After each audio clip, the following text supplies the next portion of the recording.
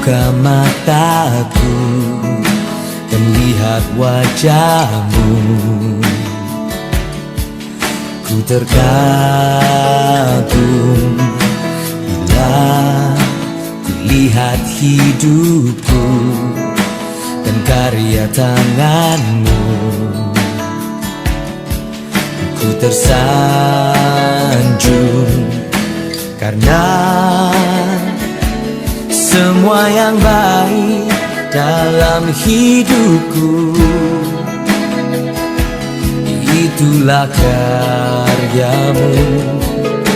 Kau beri kesempatan yang baru dan ku ingin mengenalmu Tuhan lebih dalam dari semua yang ku kenal. Tiada kasih yang melebihimu. Ku ada untuk menjadi penyembahmu. Bila ku buka mataku, lihat wajahmu, aku terkagum bila lihat hidupku, karya tanganmu. Ku tersanjung karena semua yang baik dalam hidupku itulah karyamu. Kau beri kesempatan yang baru dan ku ingin mengenalmu Tuhan lebih dalam dari semua yang ku kenal. Tiada kasih yang melebihimu. Ku ada untuk menjadi penyembahmu.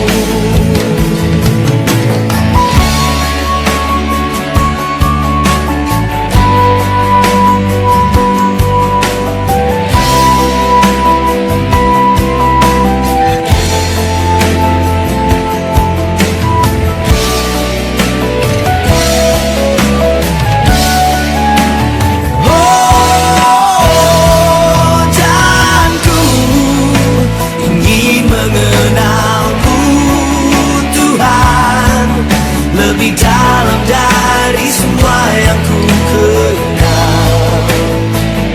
Tiada kasih yang melebihimu. Ku ada untuk menjadi, aku ada untuk menjadi, ku ada untuk menjadi penyembahmu.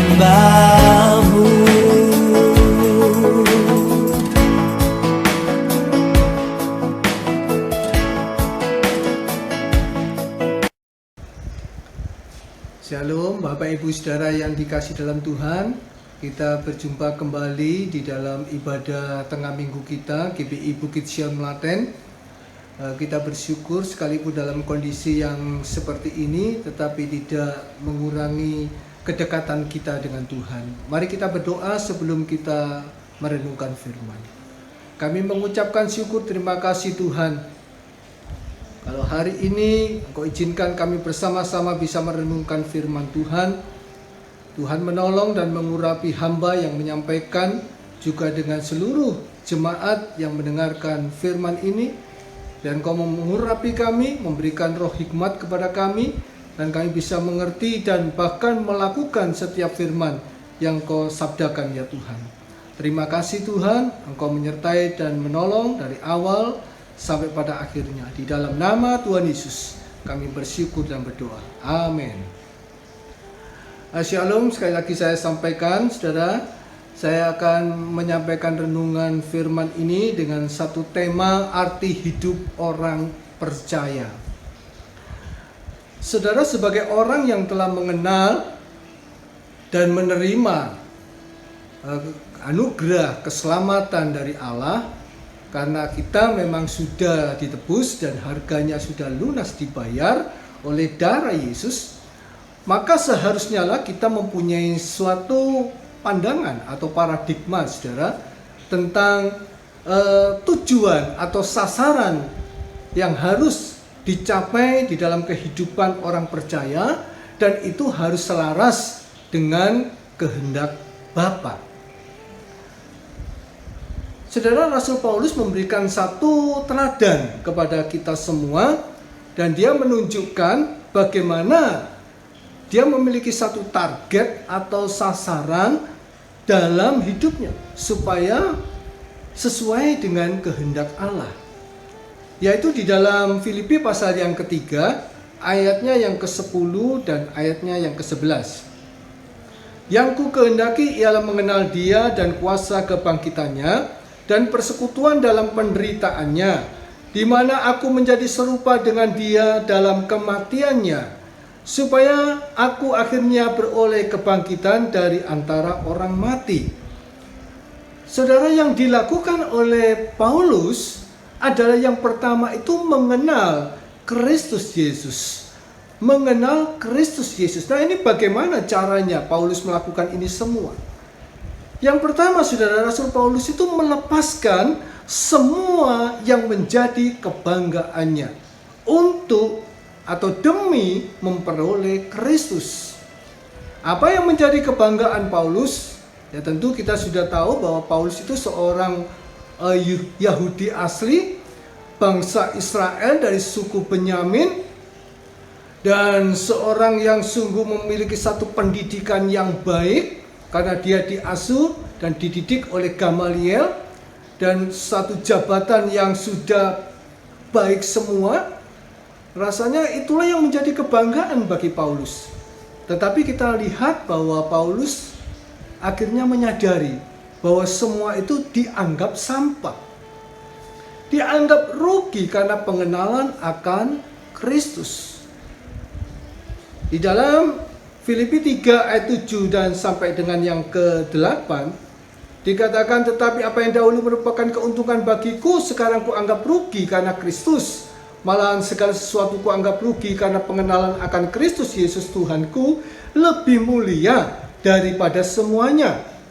Oleh karena Dialah aku telah melepaskan semuanya itu dan menganggapnya sampah supaya aku memperoleh Kristus. Jadi semua dianggap sampah dan dia merasakan satu keuntungannya ketika dia memiliki Kristus, lebih mulia dari semuanya. Kemudian yang kedua, saudara, Rasul Paulus itu di dalam dia mengenal Yesus, dia itu memiliki satu keinginan yang kuat. Nah, ini penting, saudara, bagi kita semua. Bagaimana kita juga harus memiliki satu keinginan yang kuat dalam berjumpa secara pribadi dengan Yesus. Nah, Paulus mengatakan bahwa aku mengejarnya. Aku berlari-lari pada tujuan untuk mencapainya, untuk mengalami perjumpaan dengan Yesus. Saudara, mari kita merenungkan, kiranya bukan hanya sekedar atau sebatas tahu dalam pengetahuan atau knowledge kita, itu berbicara tentang sampai pada pikiran, saudara, tetapi harus sampai pada tahap pengenalan pribadi, mengalami Yesus sendiri. Dan ini dikerjakan oleh firman dan jamahan Roh Kudus. Nah, saudara, kalau kita sampai pada tahap ini berarti pada sentuhan pada jiwa dan hati kita. Nah, saudara, setiap orang tentunya memang berbeda, saudara, di dalam pengenalan atau pemahaman akan Yesus.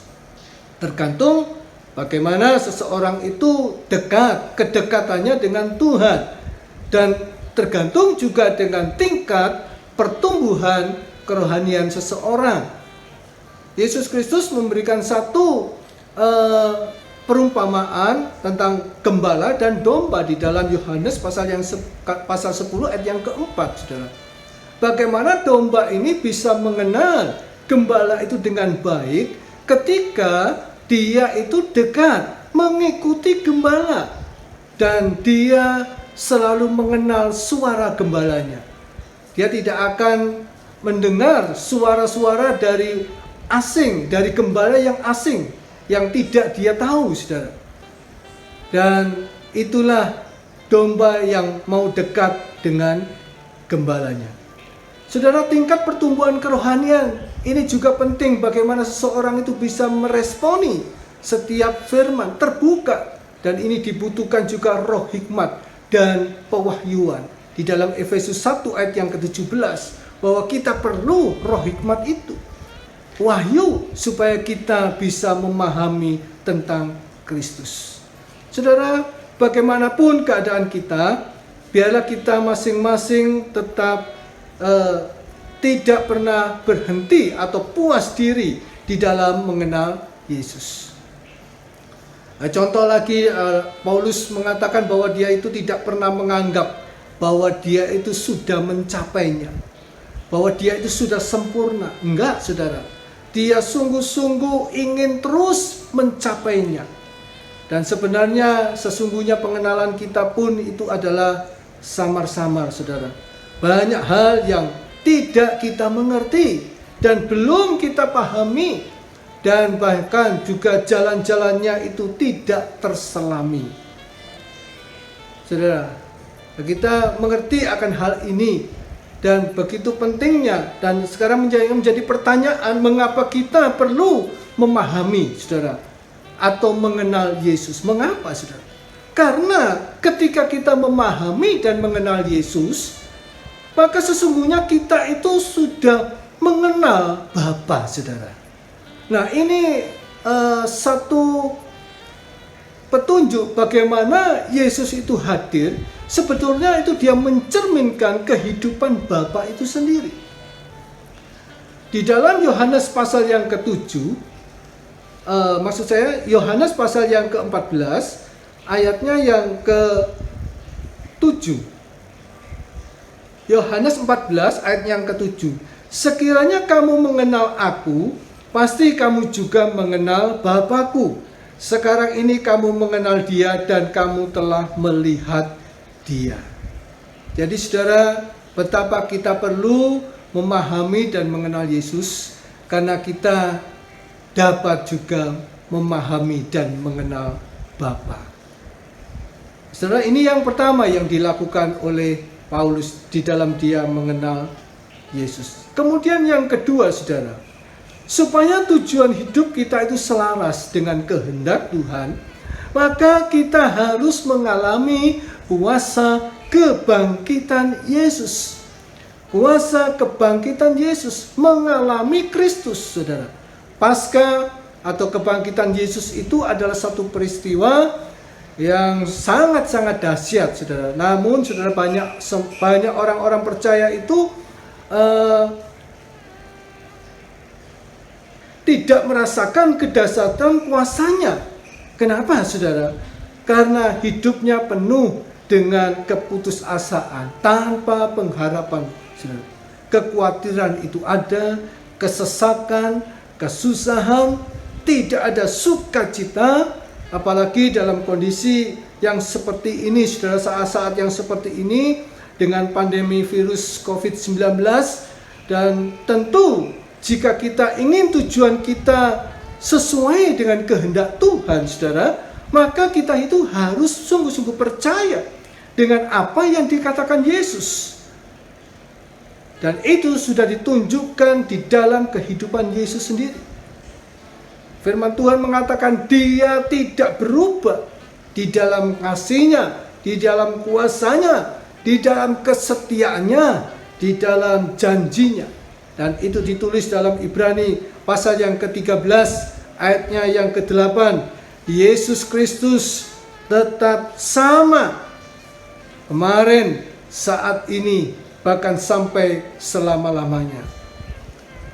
Saudara, Yesus bangkit menunjukkan bahwa ada kuasa yang membangkitkan, yaitu kuasa yang mematahkan maut, yang mematahkan kematian.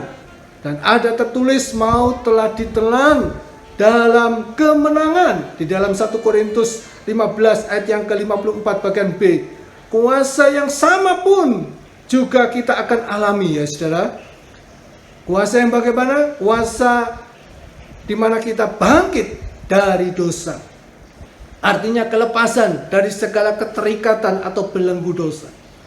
Bangkit dari keterpurukan secara ekonomi.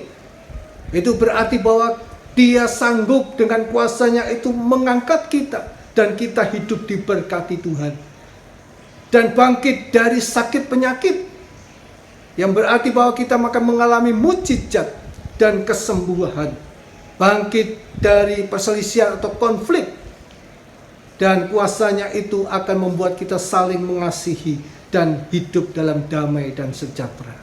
Saudara, kita harus percaya akan hal ini, saudara.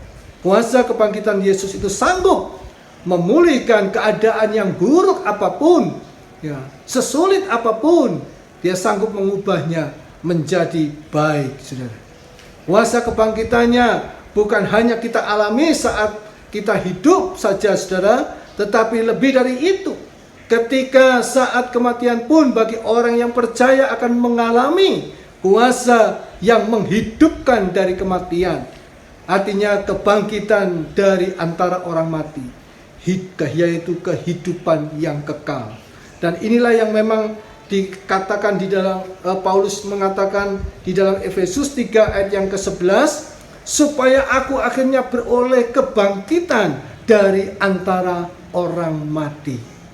Ya, inilah yang kita semua menghendaki, saudara, dan kita harus capai ini.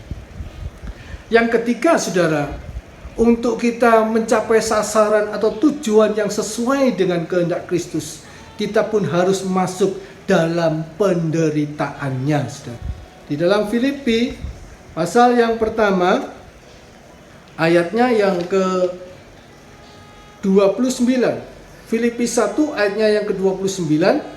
Sebab kepada kamu dikaruniakan bukan saja untuk percaya kepada Kristus, melainkan juga untuk menderita untuk Dia. Apakah arti menderita bagi Kristus? Yesus menjelaskan dengan jelas, saudara, arti menjadi pengikutnya. Di dalam Lukas pasal yang ke-9 ayatnya yang ke-23. Lukas pasal yang ke-9 ayatnya yang ke-23. Katanya kepada mereka, setiap orang yang mau mengikut aku, ia harus menyangkal dirinya, memikul salibnya setiap hari dan mengikut aku. Saudara. Jelas, saudara, ya. Jadi Paulus juga mengatakan bahwa hidup adalah Kristus dan mati adalah keuntungan. Kita harus menanggalkan keakuan kita, saudara. Jadi sama seperti Kristus menyalibkan kedagingan kita, keangkuhan kita, kesombongan, saudara. Dan kita, kalau toh bahkan kita harus sampai mati pun, kita pun harus rela melakukannya. Saudara, dalam Alkitab banyak dikisahkan tentang penderitaan yang timbul karena mengikut Yesus. Ya, salah satunya adalah Stefanus. Ya. Stefanus yang tetap mempertahankan iman dan tetap berani berbicara tentang kebenaran, saudara. Di dalam Kisah Rasul pasal yang ke-7, kalau saudara baca di sana, saudara, sampai akhirnya Stefanus pun harus mengalami aniaya, saudara, dengan dirajam batu, dan Saulus pada waktu itu hadir juga sebagai saksinya. Saudara harus merelakan itu semua, menderita karena Kristus.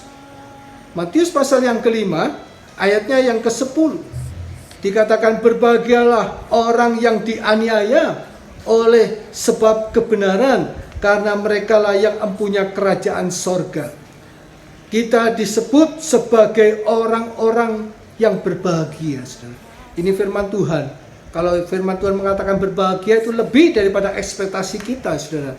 Berbahagia, benar, saudara. Karena apa? Karena masuk dalam kerajaannya, dalam sorga yang kekal. Bahagia di bumi dan bahagia di sorga. Mari, saudara, kita akan lakukan 3 hal ini. kita mengenal Yesus dengan benar, karena kita juga berarti kita juga mengenal Bapa. Kemudian kita juga harus mengalami sendiri kuasa kebangkitan Kristus, ya. Dan kita pun harus juga masuk atau merelakan diri dalam penderitaannya. Dan itulah yang dikehendaki Bapa di dalam kehidupan kita. Amin buat firman Tuhan. Mari kita akan berdoa. Bapa, kami mengucapkan syukur, terima kasih Tuhan, kami sudah merenungkan firman-Mu. Kiranya firman ini tidak hanya sampai pada pengertian saja, tetapi sungguh-sungguh kami terbuka untuk Roh Kudus menjamah kami, sehingga kami boleh memahami, bahkan kami melakukan setiap firman-Mu. Terima kasih Tuhan, terima kasih. Kami percaya firman yang hidup inilah yang akan membuat kami semua terus bertumbuh di dalam pengenalan yang benar dan semakin dekat dengan Kristus. Di dalam nama Tuhan Yesus kami bersyukur dan kami berdoa. Amin. Puji Tuhan, Shalom. Ku datang Tuhan, temukan wajah-Mu dengan hati tulus. Hanya rasa cinta kepadamu yang menarikku dekat padamu. Ku datang Tuhan, temukan wajah-Mu dengan hati tulus. Hanya rasa cinta kepadamu yang menarikku dekat padamu. Hati yang menyembah, hati yang melekat padamu, Yesusku, kekasih hatiku. Engkaulah hidupku, segalanya bagiku, pujaanku selama-lamanya.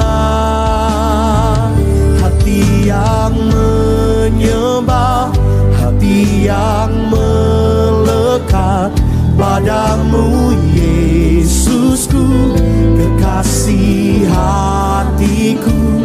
Engkaulah hidupku, segalanya bagiku, pujaanku selama-lamanya. Ku mau menyembah-Mu. Kami datang ya Tuhan. Ku datang Tuhan, temukan wajah-Mu dengan hati tulus.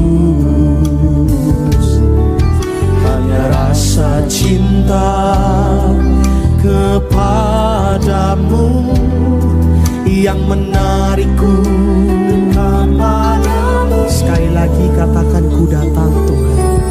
Ku datang Tuhan, temukan wajah-Mu dengan hati tulus. Hanya rasa cinta kepadamu yang menarikku dekat padamu. Hati yang menyembah, hati yang melekat padamu, Yesusku, kekasih hatiku. Engkaulah hidupku, segalanya bagiku, pujaanku selama-lamanya. Hati yang menyembah, hati yang melekat padamu, Yesusku, kekasih hatiku. Engkaulah hidupku, segalanya bagiku, pujaan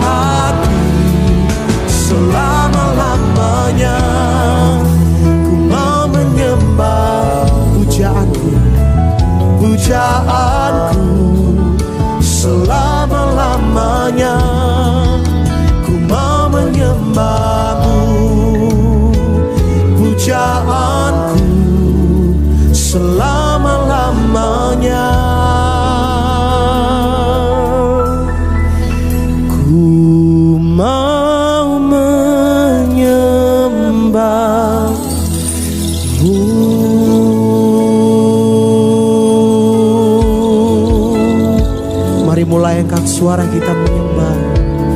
Oh, ku sembah